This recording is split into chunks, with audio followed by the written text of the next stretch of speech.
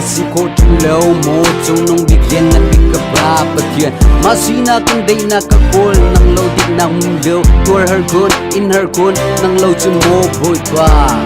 ganun nang ihahal today mo tunong bigkabapagyan nitinin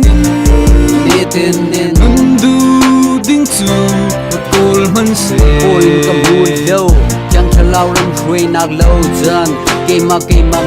xin nạc ruộng à yeah kamulo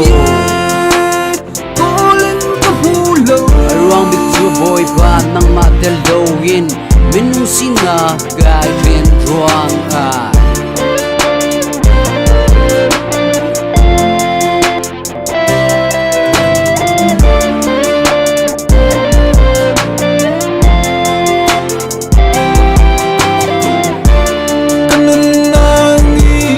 lam tu e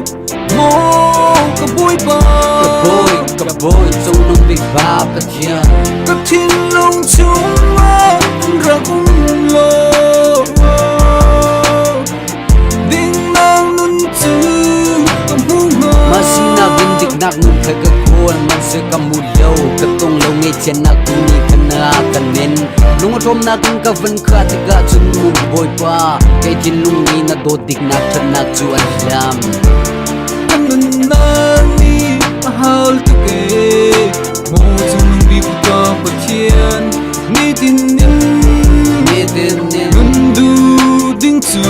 ka kol man se boy kamulo chẳng cho lao lắm khuê nạc lâu dần cây mà xin nạc ruộng à yeah kamulo ruộng bị chua boy ba nang matel lâu in min xin nạc gai bên ruộng à kanun nani ahal tu ke mo chung bi ka pathian ni tin nandu ding chu